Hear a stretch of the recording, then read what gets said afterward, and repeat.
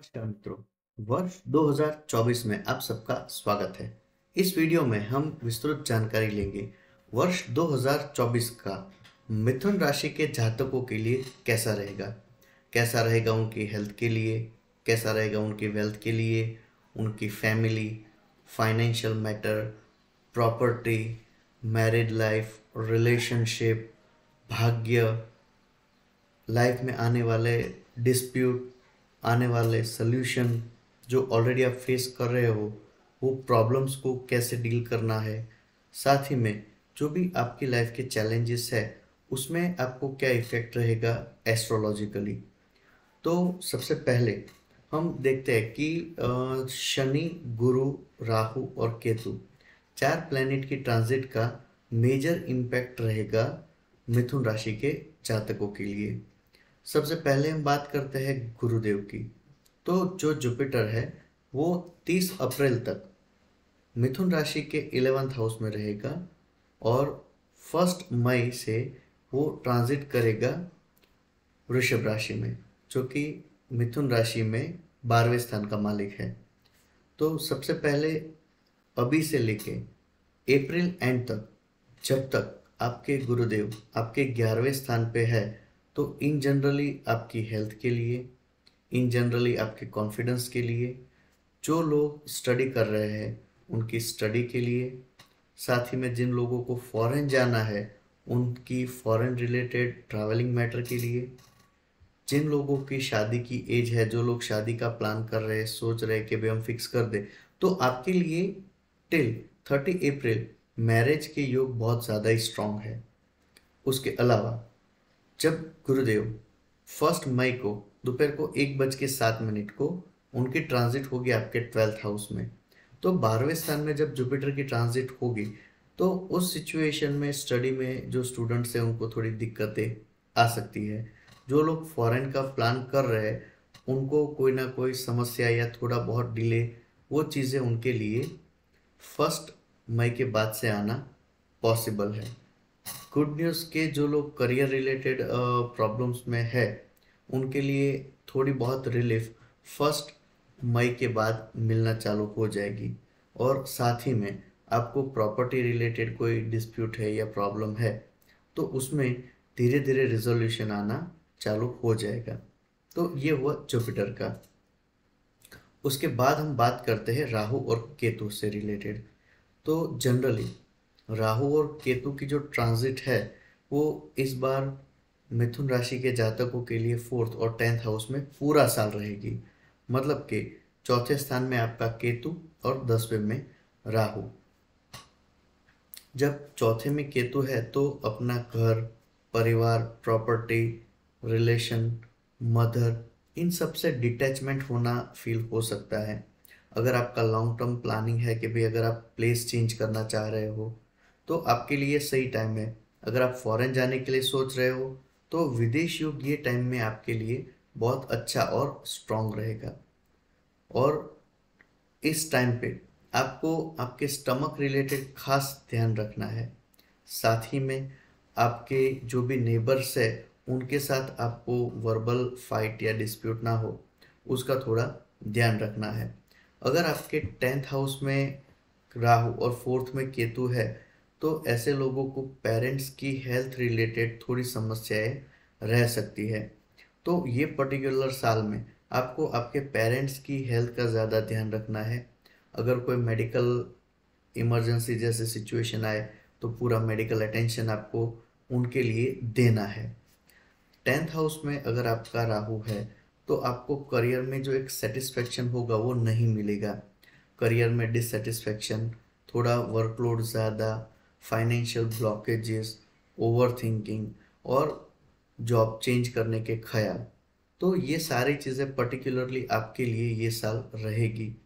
तो पॉसिबल हो उतना आपको अपने वर्क प्लेस को बैलेंस करना या मेंटेन करना है।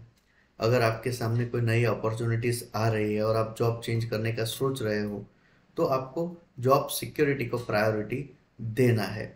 अगर आपको लगे कि आपके सामने सिक्योर जॉब है तो ही आपको चेंज करना है। अगर आपको लगे कि इसमें स्टेबिलिटी कम है तो वो पर्टिकुलर चेंज आपको नहीं करना है।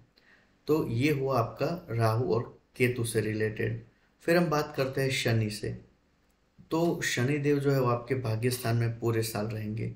आपके दसम और 11वें भाव, इन दोनों के ऊपर राहु और शनि का थोड़ा बहुत जो इफेक्ट है, उसमें शनि को आप स्ट्रॉन्ग करते हो तो कहीं ना कहीं आपका अष्टम मतलब कि property, health, muscles pain, neurological health, इन सब में आपको थोड़ा बेनिफिट मिलेगा।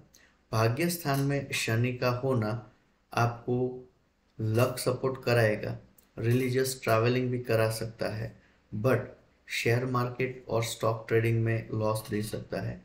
साथ ही में आपके फ्रेंड सर्कल को या तो आपके भाई या कजिन को आप कोई भी पैसे उधार दो तो उसको वापस आने में प्रॉब्लम हो सकता है।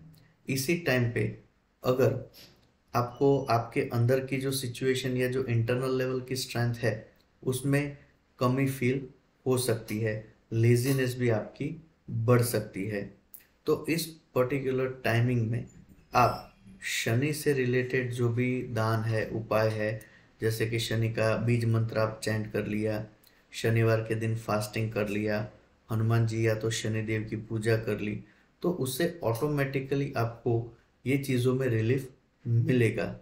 ये पर्टिकुलर टाइम ऐसा है कि जिसमें आपको उधार पैसे देने लेने नहीं है, और अगर आपके पैसे कहीं पे स्टक हुए हैं तो पेशेंस रखना, रिलेशनशिप मत डिस्टर्ब करना। तो ये पर्टिकुलरली आपको शनि, राहु और केतु और गुरु का इम्पैक्ट देगा। इन जनरल हम अगर देखें तो ओवरऑल ये साल आपके लिए थोड़ा मेहनत का रहेगा। आप जितनी मेहनत करोगे उतना आपको अच्छा पॉजिटिव फल मिलेगा। इस टाइम पे आपको अगर कोई बिजनेस सेटअप करना है तो आप उसका इनिशिएटिव कर दो, लेकिन मेंटली प्रिपरेशन रखना है कि इसका जो भी आपको रिटर्न है, रिवॉर्ड है, वो आपको 1.5 साल बाद मिलेगा। तो थोड़ी पॉजिटिविटी, थोड़ा एक मेंटल अफर्मेशन, उसको लेके ये आपको टाइम निकालना है। इन जनरल जनवरी और फरवरी महीने में आपको फैमिली डिस्प्यूट की वजह से थोड़ा बहुत इश्यू हो सकता है।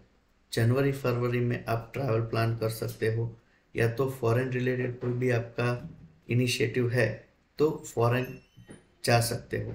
मार्च और अप्रैल में जॉब का थोड़ा आपका स्ट्रेस लेवल बढ़ेगा, तो इस पर्टिकुलर टाइम में जो आपको शांति से, स्मूथली और पॉजिटिवली आप जितना मैनेज कर सको उतना कर देना है। पर्टिकुलरली मार्च महीने में आपके सीनियर पर्सन के साथ आपके डिस्प्यूट ना हो, उसका आपको थोड़ा ध्यान रखना पड़ेगा। अप्रैल महीने में और मई महीने में आप कहीं घूमने जाने का प्लान कर सकते हो, थोड़ा बहुत फैमिली का टाइम दे सकते हो। तो ये आपके लिए मई और मिड जून तक ये फेवरेबल पीरियड रहेगा। जून एंड और जुलाई महीने में थोड़ा फ्रस्ट्रेशन या तो एग्रेशन को कंट्रोल करना होगा, नहीं तो आपके रिलेशनशिप इन जनरल वे में बिगड़ सकते हैं। फिर जुलाई और अगस्त के बिगिनिंग का जो पीरियड है उस टाइम पे आपको फाइनेंशियल टेंशन रहेगी, तो आपकी जो भी फाइनेंस है या जो भी फाइनेंशियल प्लानिंग्स है उसको आपको इस तरह से बैलेंस करना है सो दैट आपको फाइनेंशियली एक ईज रहे और आपके पैसे कहीं ब्लॉक ना हो जाए।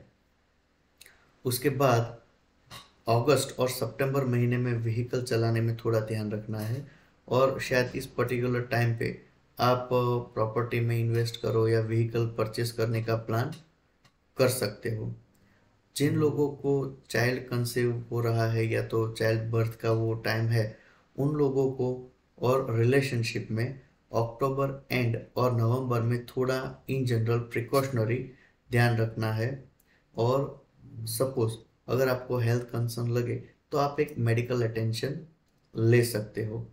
Through out the year stomach related health concern का आपको प्रैक्टिकली ध्यान रखना है। तो ये एक जनरल और एग्रीगेट वीडियो है मिथुन राशि के जातकों के लिए। अगर आपको और ज़्यादा डिटेल में कोई क्वेश्चन, कन्फ्यूजन या तो फिर आपकी पर्टिकुलर कुंडली रिलेटेड कंसर्न है तो आप 8128854388 पे कॉल या मैसेज कर सकते हो। आशा करता हूँ ये साल आपके और आपके फैमिली के लिए अच्छा रहे। नमस्ते, हैप्पी न्यू ईयर।